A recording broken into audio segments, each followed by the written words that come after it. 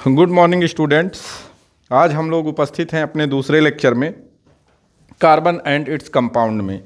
Carbon and its compound के पिछले lecture में हम लोग ने पढ़ा कि कार्बन है क्या, कार्बन एंड कंपाउंड्स केमिस्ट्री के किस ब्रांच का चैप्टर है और ये चैप्टर हमारे लिए क्यों ज़रूरी है, कार्बन को क्यों लिया गया इसकी स्टडी के लिए, और स्टडी के बाद कार्बन में जो नॉन मेटल्स हैं वो किस तरह के बॉन्ड्स बनाते हैं। नॉन मेटल में हम लोग पढ़े कोवैलेंट बॉन्ड के बारे में, single bond covalent bond, double bond covalent bond, triple bond covalent bond, और उसके बाद बात आती है हाइड्रोकार्बन्स की, और जो हम लोगों को आज पढ़ना है।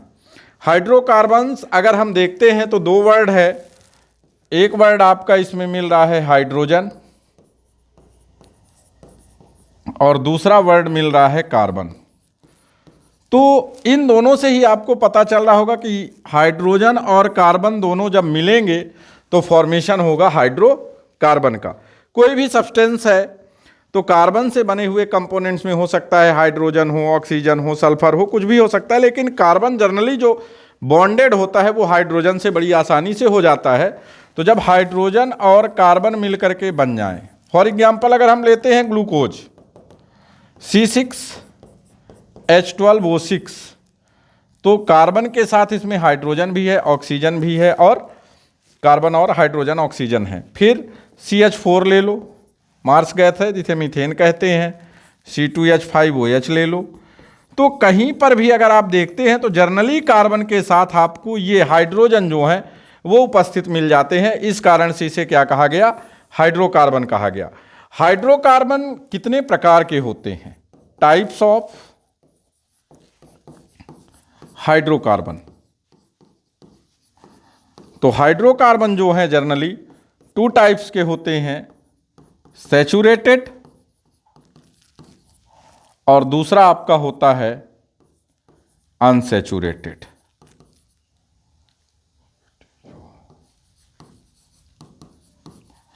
इसे बोलते हैं संतृप्त और इसे बोलते हैं हिंदी में असंतृप्त। तो ध्यान देंगे, saturated hydrocarbon and unsaturated hydrocarbon. Saturated का मतलब होता है, जैसे मान लिया जाए कि संतृप्त। संतृप्त का मतलब क्या है, जब कोई भी चीज़ दे दी जाए या कोई कंपोनेंट्स हो जाए, हमारा बढ़िया पेट भरा हो तो हम संतृप्त हैं। अब मान लीजिए आपका पेट भरा हुआ है और आपको घर में भी बोल दिया जाए कि 2 रोटी और खा लीजिए, तो क्या करेंगे, खाएंगे, और खाने के बाद उसको क्या कर देंगे, वोमिटिंग हो जाएगी, उल्टी कर देंगे और कुछ नहीं होगा, बीमार पड़ सकते हैं। तो इसी तरह से हाइड्रोकार्बन्स में डिफाइन किया गया सैचुरेटेड एंड अनसैचुरेटेड। तो जो सैचुरेटेड हाइड्रोकार्बन है वो क्या होता है, देखते हैं। सैचुरेटेड हाइड्रोकार्बन पहला है अपना saturated hydrocarbon.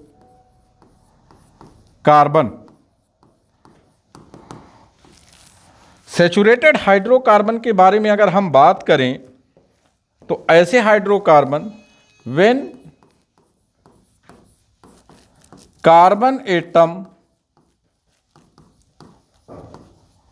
Bonded with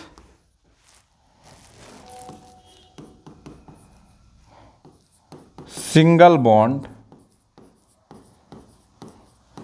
to other atom. हो सकता है वो जनरली अदर एटम क्या होगा, आपका कार्बन ही होगा, लेकिन कार्बन के साथ हो सकता है हाइड्रोजन हो, क्योंकि हाइड्रोकार्बन पढ़ रहे हैं। लेकिन बॉन्डेड किससे होगा, तो ये ध्यान रखेंगे जनरली जब कार्बन कार्बन से ही हो, bonded with single bond to other atom. But इस अदर एटम में आपको याद रखना है मैक्सिमम वो अदर एटम आपका कार्बन ही होगा। फॉर एग्जाम्पल अगर इसे हम बोलें ऑर्गेनिक कंपाउंड या ऑर्गेनिक केमिस्ट्री में, तो ये जो सिंगल बॉन्डेड कंपाउंड होते हैं, एल्केन होते हैं, इनका जनरल फार्मूला जो होता है वो आपका होता है CnH2n+2। तो एल्केन के लिए अगर हम जनरल फार्मूला लेते हैं तो इसमें सबसे पहले हमें नंबर ऑफ कार्बन एटम के according number of carbon atom के अकॉर्डिंग वर्ड रूट को लर्न करना पड़ेगा। ये आप ध्यान रखेंगे, क्योंकि नंबर ऑफ कार्बन एटम और वर्ड रूट अगर ये आपको मालूम है तो आप क्या कर सकते हैं, बहुत ही आसानी से ऑर्गेनिक कंपाउंड्स के नाम को आप बना सकते हैं, उनके नॉमेनक्लेचर को आप यूज कर सकते हैं। फॉर एग्जांपल, अगर C1 है, कार्बन 2 है, कार्बन 3 है, कार्बन 4 है, कार्बन 5 है, तो यहाँ पर जो वर्ड रूट होगा C1 का आपका होगा number of carbon atom, word root मैं यहीं बगल में लिख रहा हूँ, ध्यान देंगे, यहीं पास में मैं वर्ड रूट करूँगा।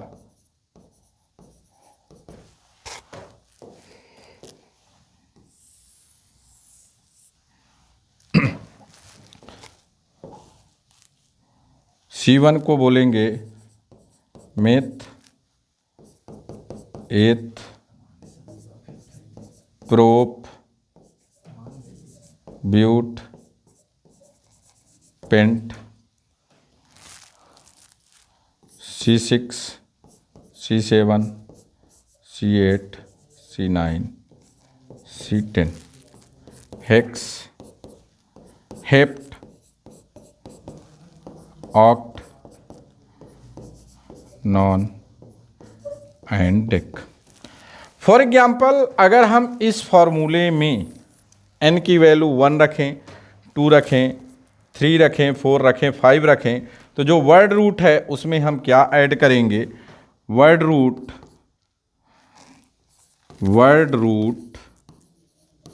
Plus ANE। ये चीज़ आप याद रखेंगे कि हमें क्या जोड़ना है, वर्ड रूट के साथ ANE जोड़ना है।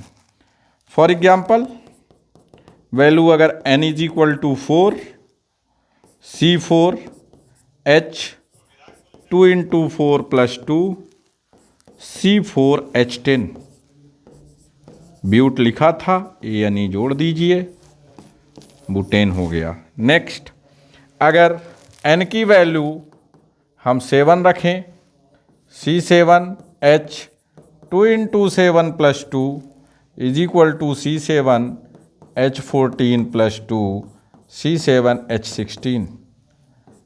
हेप्ट वर्ड रूट क्या था, हेप्ट था, हमें क्या ऐड करना है, ANE, तो नाम क्या बनेगा अपना, नाम क्या बनेगा, तो नाम बनेगा हेप्टेन। और देखते हैं, n की वैल्यू मान लेते हैं हम 6 रखते हैं, CN H2N plus 2 C6 H2 into 6 plus 2 C6 H12 plus 2 C6 H14, word root में हेक्स था, प्लस हमने ANE किया, क्या मिला अपने को, हेक्सेन मिला। तो इस तरह से ये सैचुरेटेड हाइड्रोकार्बन्स को जनरली हम क्या कहते हैं, एल्केन बोलते हैं। दूसरा जो टाइप है अनसैचुरेटेड हाइड्रोकार्बन, अनसैचुरेटेड हाइड्रोकार्बन, तो क्या होगा, अनसैचुरेटेड हाइड्रोकार्बन, असंतृप्त। मान लीजिए आपका कहीं निमंत्रण हो रहा और आधा पेट खाए आप, और आधा पेट खाने के बाद आप घर आ गए और घर में भी कोई ना हो, अकेले हों, तो क्या करेंगे, सोते रहेंगे रात में क्या, ऐसे भूख लगेगी तो उठेंगे तो बनाएंगे अपने से ही, या कहीं जुगाड़ करेंगे, कोई व्यवस्था करेंगे कि जिससे क्या हो जाए कि हमारा जो पेट है वो तो भर ही जाए। तो हो सकता है अगर घर में कुछ मटेरियल है, नमकीन है, बिस्किट है, उसी को खा करके हम कर लेंगे। तो उसी तरह से यहाँ पर क्या है कि कार्बन जब देखता है कि दूसरे एलिमेंट से मेरी बैलेंसी बराबर नहीं हो रही है, मैं अपने ऑक्टेट या डुप्लेट को कंप्लीट नहीं कर पा रहा हूँ, तो कार्बन करता क्या है, खुद से ही कहता है कि भैया चलो अब आपस में ही हम लोग जुड़ जाते हैं। तो वो क्या हो जाते हैं, अनसैचुरेटेड होते हैं। और अनसैचुरेटेड हाइड्रोकार्बन दो तरह के होते हैं, एक तो जब कार्बन कार्बन के साथ डबल बॉन्ड का फॉर्मेशन करे, या कार्बन कार्बन के साथ ट्रिपल बॉन्ड का फॉर्मेशन करे। डबल बॉन्ड का अगर कार्बन फॉर्मेशन करता है तो उस कंडीशन में कार्बन जो है वो एल्कीन का फॉर्मेशन करता है, और ट्रिपल बॉन्ड जब बनाता है तो वो एल्काइन बनाता है। एल्कीन जो है जनरली CnH2n, एल्काइन CnH2n-2। तो अब अगर हम एल्कीन की बात करते हैं, एल्कीन की बात करें तो इसमें हम क्या करेंगे, word root plus ENE। Alkyne में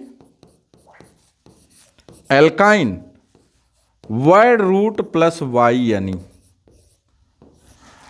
तो N की वैल्यू अगर हम 3 लेते हैं तो C3H2 into 3 C3H6 prop plus ENE क्या बनेगा, अपना प्रोपीन बनेगा। एंड N की वैल्यू अगर 3 रखते हैं यहाँ पर C3H2 into 3 minus 2 C3H6 minus 2 C3H4 propyne. तो ध्यान दें कि प्रोपीन बन रहा है और प्रोपाइन बन रहा है।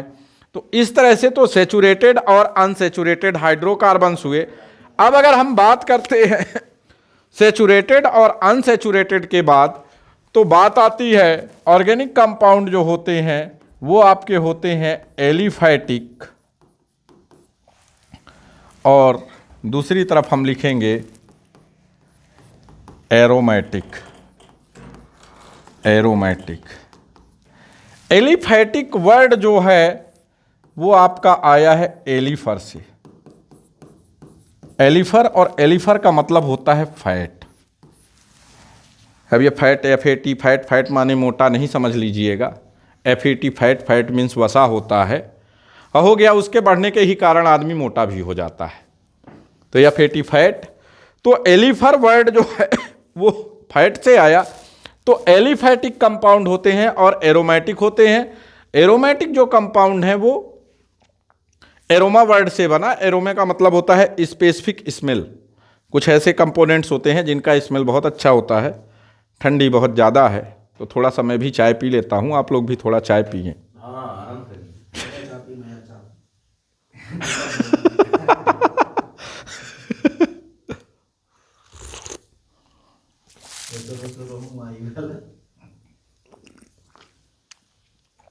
आने दीजिए। तो एलिफैटिक कंपाउंड्स जो होते हैं वो पहला जो होगा आपका वो ओपन चेन कंपाउंड्स होते हैं। ओपन चेन कंपाउंड्स, मान लीजिए हम बात करते हैं ओपन चेन की। फॉर एग्जांपल C2H6, इसको हम रिप्रेजेंट कैसे करेंगे? तो आप बोल देंगे sir simple, CH3 single bond CH3। लिखा तो ऐसा ही रहता है, बट ये ध्यान दीजिएगा कि यहाँ पर जो ये H3 लिखा है तो इस H से C नहीं जुड़ा हुआ है। कैसे? तो इसको और अगर हम ओपन करते हैं C single bond single bond. अब ये तो बताने की ज़रूरत नहीं है कि कार्बन की वैलेंसी 4 होती है, और कार्बन के साथ H H H H H H carbon bonded with other carbon single bond. कैसा हाइड्रोकार्बन है? आप तुरंत बोल देंगे सर सैचुरेटेड है। क्यों सैचुरेटेड है? हाइड्रो कार्बन क्यों सैचुरेटेड है? तो आप बोलेंगे सर सिंगल बॉन्ड है इसलिए सैचुरेटेड है। बहुत अच्छी बात है। दूसरा लेते हैं C4H10 का लेते हैं एग्जाम्पल। C4H10 को रिप्रेजेंट करें CH3 single bond CH2 single bond CH2 single bond CH3। ऐसे लिख सकते हैं, हो सकता है मैं ऐसा भी लिख दूं CH3 CH CH3 CH3। लिख सकता हूं क्या? थोड़ा सा सोचिए, क्या मैं इसको ऐसे लिख सकता हूं? C4H10 कैलकुलेट कीजिए कि number of carbon and number of hydrogen atom क्या इक्वल हैं? अगर इक्वल होंगे तो हां लिख सकते हैं। दो अलग अलग रूपों में हमने लिख दिया है, एक नॉर्मल सी चेन में लिखा, एक आइसो चेन में लिखा। अब ये वर्ड जो आ रहा है आइसो, ये कहां से आया? सोचिए। तो जब एक कार्बन के साथ नीचे कोई कार्बन जुड़ा हुआ हो उसे आइसो बोलते हैं, ये ध्यान रखिएगा बगल से। तो यहां पर देखते हैं नंबर ऑफ कार्बन एटम 1 2 3 4, कितने हो गए? 4। यहां पर 1 2 3 4। तो यहां पर दो डिफरेंट स्ट्रक्चर बने और ये दोनों डिफरेंट स्ट्रक्चर क्या कहलाते हैं? आइसोमर्स कहलाते हैं। आइसोमर्स। तो दो तरह के अलग अलग स्ट्रक्चर बने। ऐसे स्ट्रक्चर जिनके मॉलिक्यूलर फॉर्मूले सेम हो लेकिन स्ट्रक्चर अलग हो, वो क्या कहलाएंगे? आइसोमर्स कहलाएंगे। और ये क्यों अलग हैं? जैसे ही हम IUPAC नेम में चलेंगे तो इनका नाम भी अलग हो जाएगा। फार्मूला तो सेम है लेकिन नाम अलग हो जाएगा। मान लीजिए एक क्लास में दो बच्चे हैं, एक पढ़ने में बहुत ही होशियार हो उसका भी नाम राम हो, और एक बहुत ही गधा हो उसका भी नाम राम हो। तो ये थोड़ी बोलेंगे कि यहाँ राम बहुत होशियार है, तो बोलेंगे ही कि राम होशियार है, और दूसरे सर बोलेंगे कि राम गधा है। तो ऐसे सब्सटेंस जिनका मॉलिक्यूलर फार्मूला सेम हो लेकिन उनका अरेंजमेंट या स्ट्रक्चर या फंक्शनल ग्रुप वो हर एक चीज चेंज हो, तो वो क्या कहलाएंगे?